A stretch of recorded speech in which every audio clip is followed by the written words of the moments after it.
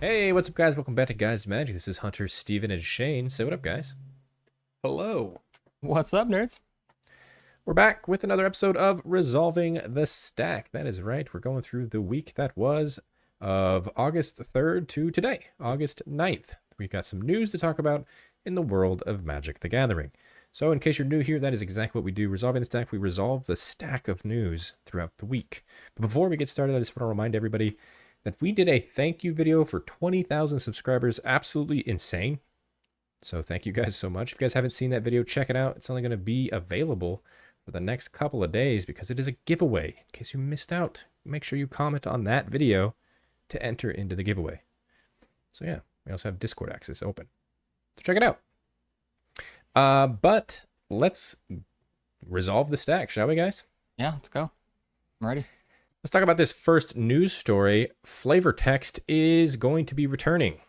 We had Mark Rosewater, that's right, the lead head designer of Magic the Gathering, come out and say, yes, we will be having to prioritize more cards with flavor text because someone asked, is it possible that we could see some more? They use Dreamtide Whale as an example of like an alternate art maybe getting flavor text, because in the original version of Dreamtide Whale, you had the explanation of what Vanishing does. You had the explanation of what Proliferate does. It was just a wall of text on that original card. They got a lot of space in the rules text on the alternate cards that don't have like the rules text. So just put flavor text. And yeah, Mark Rosewater said they're actually prioritizing that. So flavor text is coming back. It's gonna make cards so crowded again. I mean, does that mean that we're going to get the cards that don't have the reminder text with flavor text, but the cards with all the text don't get the flavor text? That's up to the future. I have no idea. But all I know is that Mark Rosewater said they are making a conscious effort to prioritize having more cards with flavor text, because this user also said it helps world building and story a little bit more significant, which is true because a lot of these Universes Beyond cards and just the amount of texts on cards themselves nowadays, we just keep throwing more stuff on cards. There is not really room for flavor text. And so he has spoken. Nah, we'll see. I feel like the reminder text is always on the base version. These are just like fancy, trying to be less cluttered. Yeah, I guess that's like my only concern is if they are doing this solely for the cards that are the fancy versions, I'm kind of okay with it, but I don't need a wall of text like Shane mentioned on every card, essentially. It's just a little extra. We talk about flavor text all the time, as in like jokingly, we don't care about that rule text. It's just flavor text. I personally am a fan of Magic stories, and just the little blurbs on the bottom of cards I think is funny sometimes. So I'm here for it. It doesn't kill the card. Yeah, I mean, well, let's go ahead and give this Dreamtide Whale some flavor text. I'm gonna say, it was all a I had it in dream. yeah, it was all a dream. No, what was I gonna say? I was gonna say something funny and then I forgot. It's not funny. It's not funny. Let's move on to the next story of the week. It's Mark Rosewater again. Someone had asked, since Universes Beyond sets don't usually have Planeswalkers or Planeswalker support, will we get more of those cards on average in Universes Within sets to compensate? Quick, short, simple, yes. Mark Rosewater says. Yes, period. Which, I mean, they said, I feel like it wasn't that long ago, right, Shane? It was like, we're only going to be putting one Planeswalker per set. Yeah. This sounds like, hey, we're going back to what it was with multiple Planeswalkers coming back. Another War of the Spark would be fun. Yeah. That would be a lot of Planeswalkers. I mean, I'm here for that it. much. Are you here for it? Why? I think Planeswalkers are fun.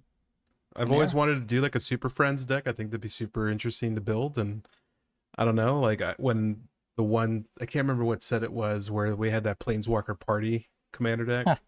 Mm-hmm. That was a with, great deck. what was it, McGruff or whatever his name was? I don't remember. Yeah, something like that. Exactly. That's the point. It's on the channel. Yeah, that's the point. Nobody remembers. So I think like bringing some planeswalkers and some planeswalker support, I think would be really nice. That just Yeah, makes me I think mean, that it'll be more control-y in standard, right? I feel like Planeswalkers always lean to more control decks. definitely. There's planeswalkers are harder to deal with, Yeah. and Mm-hmm. hey, maybe we'll see more because what we just got just one singular in the last couple of within sets. We had Tezzeret in this last Edge of Eternities, Yeah. and then the set before that was Tarkir. We had Elspeth and And Ugin. I Ugin. guess that's two, I guess. Hmm. And the one before that we had a Chandra, and we had the Spark, which was Oh yeah, technically an equipment that was cool. planeswalker. That was cool. Wild. But yeah, who knows? Maybe we're just gonna start seeing 3, 4, 5 planeswalkers in each set moving forward within sets. So maybe Lorwyn we'll get some more. Hey, you know what that means? We'll get some planeswalker removal too, yeah? Yeah, probably. I would hope. Let's move on to the next news story. This one is interesting because it was technically a news story we had discussed a couple of weeks ago when Hasbro did their earnings call. We kind of looked over this, but it has been recently brought back up in the community.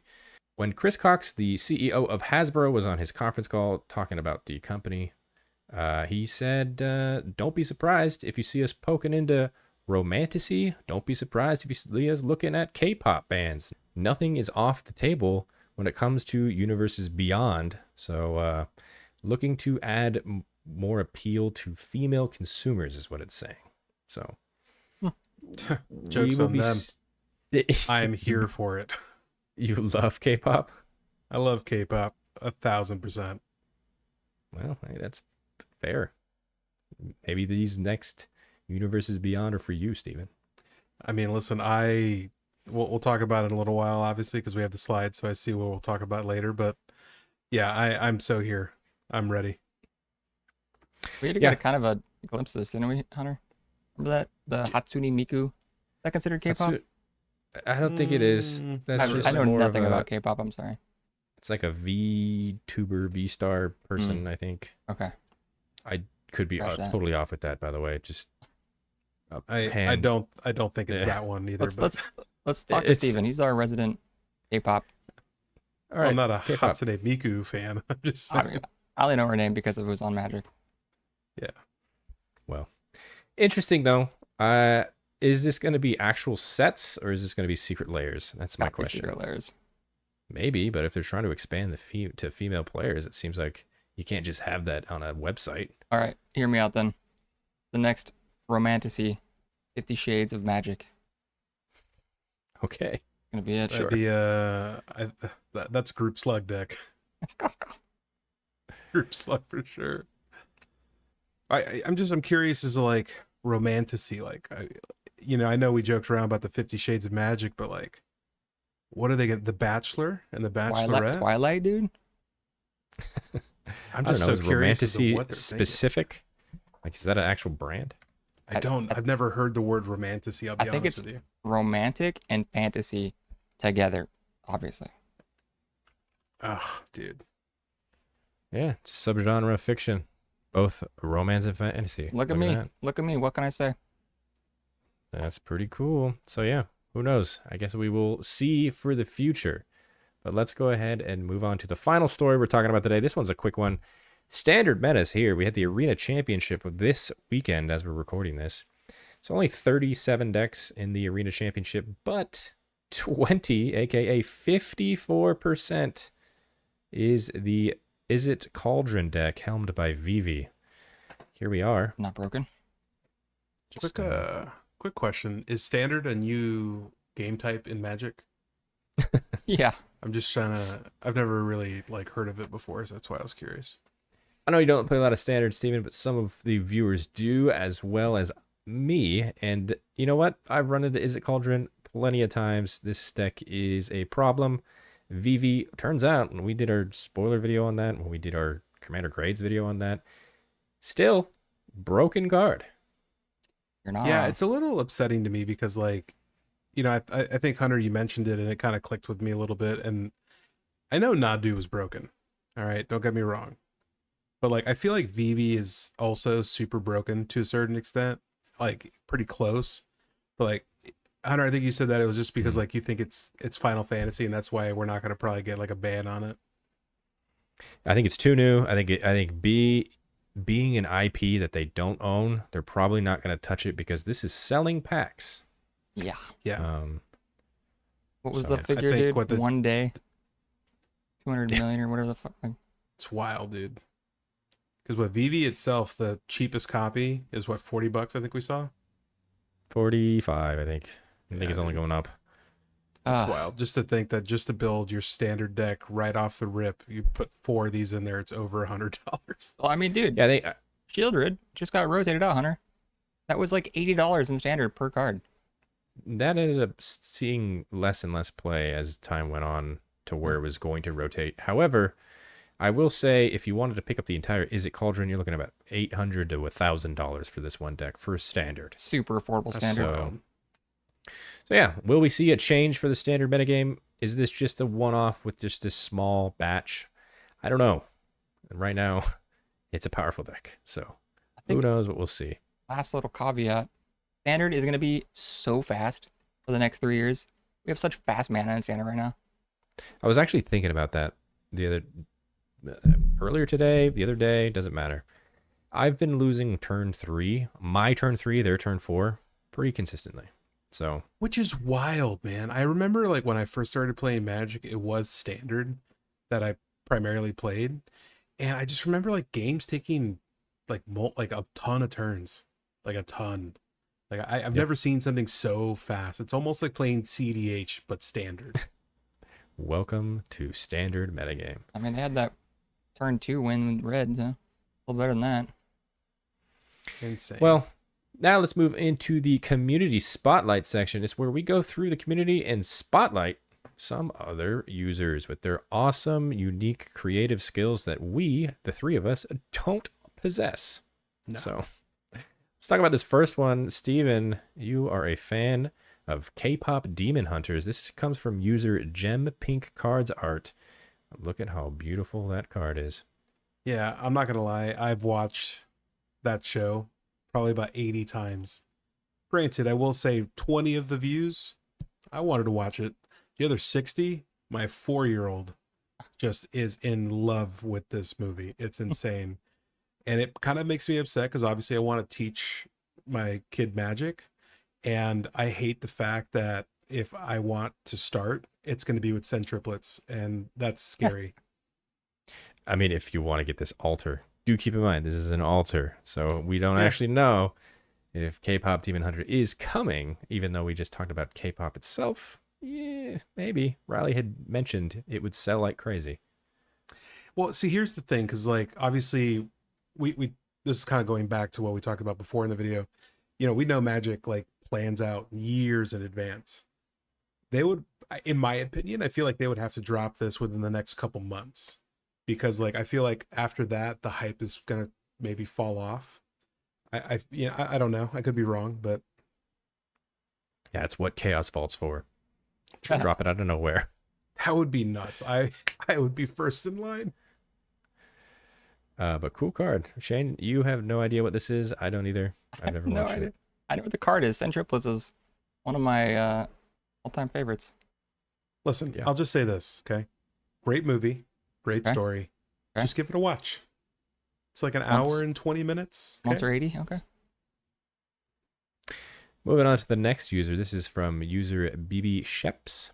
They created 360 card cube for Vintage. This is all hand drawn, every single card in a cube. Pretty wild. This would take so long, dude. It was. Plus, this would take forever. Yeah. 360 cards. That is a long, long time. If I did this for you guys, we better play this every weekend. I don't know about all that. If you did this for us, I would just be like, I'm just going to play your Rennie. Yeah. What? In a cube? Yeah. Okay. I don't know about all that, cool, but they are a UK-based artist, so check them out. They have a lot of other cool art. Yeah, I mean, well done. I mean, to do this, that's A, commitment to your play group, and B, I mean, again, just looking at the art, I think it's really cool. So just to think about the other 290 plus cards, I can only imagine what they did. So They also said that they would guesstimate that it took them between 300 to 400 hours Yikes. doing this entire thing. Each card took about 20 minutes to draw. Wow. what's that rule? 1,000 crazy. hours makes you a master. So you got some work to do, BB Ships. I think it's like 10,000 hours, dude. Is it 10,000? Sorry, BB. Absolutely wild, but yeah, long time. And then our final community spotlight, something that I thought was so cool. This is from user Pulse U. They made a watch, and if you look closely, it is a watch that has their entire deck list written out. So Not three commander simple deck search. list. Not a commander deck Definitely list. This is a pre-modern deck, which What? incredible. Yeah, I think they just call that vintage or something. I don't know. I don't see Black Lotus on there. So is it really that cool? This watch is awesome. I'm like turning my head trying to read some of these I'm cards. doing the same thing. If you could see all of us just like turning our heads. They said this was their favorite artwork of all time, Cunning Wish, and then they just filled the deck list around it. So I mean, it is a cool card. Yeah, 4 ancient Absolute. tombs. Jesus. yeah, it's so cool. It's just like, oh man, 4 intuition, 4 So, like, meditate. At the tournament, when they ask for your deck list, you just show them your Show 'em your wrist watch. or yeah. I don't know. I just think that is so cool, and I feel like they could sell these, like custom. Definitely. Like, hey, get your deck on your wrist. Definitely. That'd be so cool. Oh man. But yeah, that's it. That's our entire video for resolving the stack. We did it.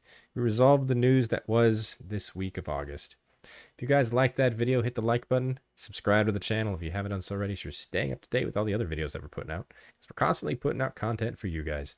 Comment down below. Comment on any of these stories we talked about. Always interested to hear your guys' opinion. What do you guys think of flavor text returning?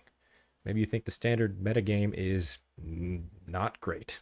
Or, hey, how cool is that watch? That watch was awesome. Comment down below. Interested to hear your guys' opinions. Or K-pop. Or K-pop. Also in the description, you'll find links to all of our social media accounts. Follow us on those as well. And on the screen right now, those are all of our Patreon subscribers. Thank you guys so much for your added support. It really does mean the world to us. If you guys wanted to check out what they're seeing, which is not here on YouTube, including some early access content, exclusive content, and a bunch of other cool stuff, check the link in the description as well and consider subscribing. And a very special shout out to our Gains Indestructible tier, starting with Aaron Hill, Aaron Martin. Daryl Tripp, Demarion Turner, Dr. Jerome. Yasminder Pablo, Jimmy Ward, Jay Pizzle. Kevo, Samuel Abbott, Thingrazor 1144. Thrifty PSGR, and William Colombo. You guys are awesome. Appreciate every single one of you. And until the next video, I hope you guys have a great rest of your day. Peace. Bye-bye. I'm Steven. No, you're not.